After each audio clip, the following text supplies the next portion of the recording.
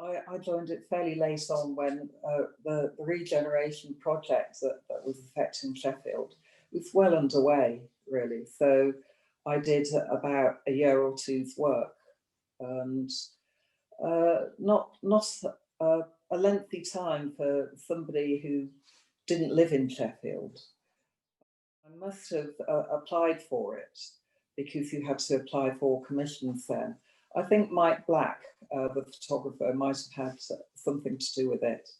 And I can remember showing Berith Connolly, one of the photographers attached to the Entitled, my work. I seem to remember then that it was Margaret Thatcher's Britain.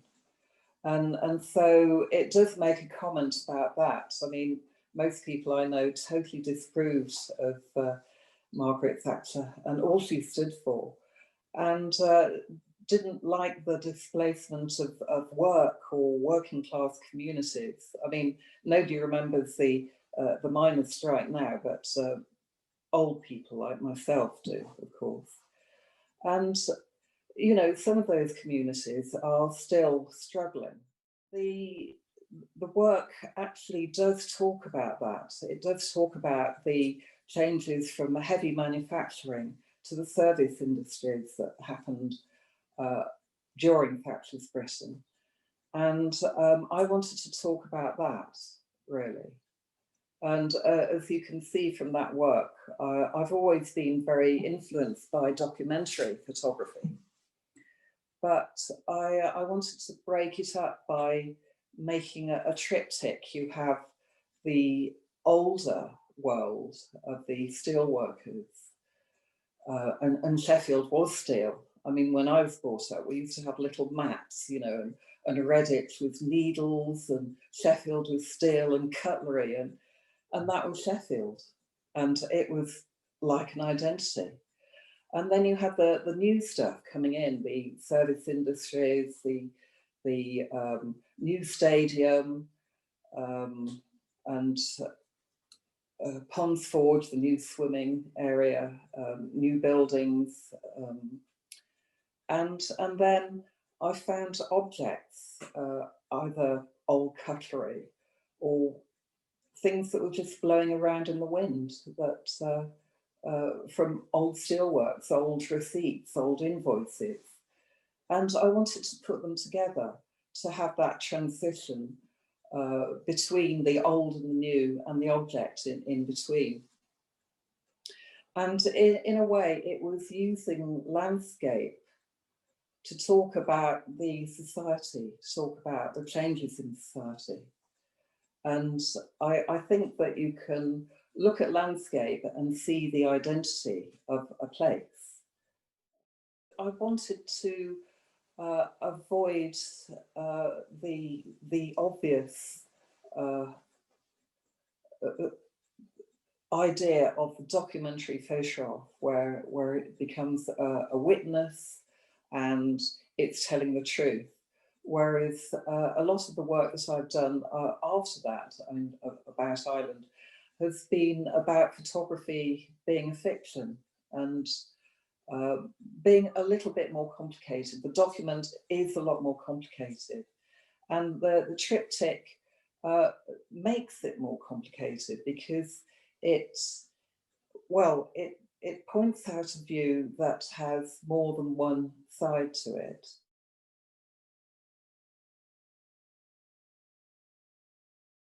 It was the old idea of the miners that they, the steel workers, that they were heroic figures and they were made monuments to. And there are a lot of monuments that I photographed around Sheffield. And the sun is slightly setting in my photograph. But there's the traffic lights, and there's a red man showing. And I think that red man is very important because Sheffield back in the day used to be very left-wing. And so the idea of moving from the ancient steelworks through to what people made, and I think there are a few invoices in the background, to the new supermarket trolleys, which come from Meadowhall, of course. And it seemed very shambolic, you know, the new Thatcher's Britain. It seems a bit superficial, and it could result in chaos, I felt. I met quite a lot of people when I was going out taking photographs, and they were quite keen and quite excited to see what was happening in Sheffield. And they used to walk out of an evening and look at the building work, the new building work that was going on. So it wasn't all negative. Been very influenced by the new topographics photography, people like Robert Adams and Lewis Boltz, and who photographed workaday subjects and made a complete change from the Ansel Adams intense views of Yosemite. And I always thought that the new topographics were a hard act to follow. And they're again, they're talking about the identity of the Southwest of America.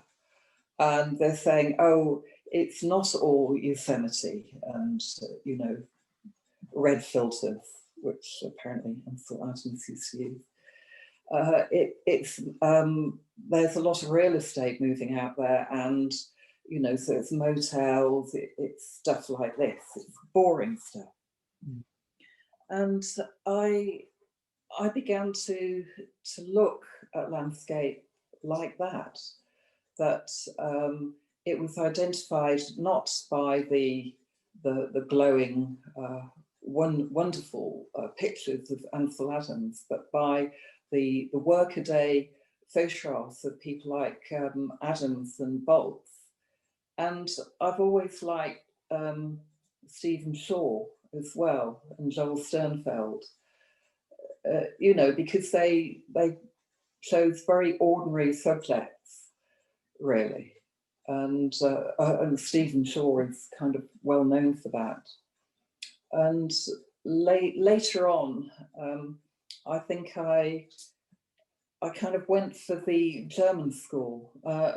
Bernd and Hilla Becher were in the new topographic show, and they ran the school at Dusseldorf, apparently.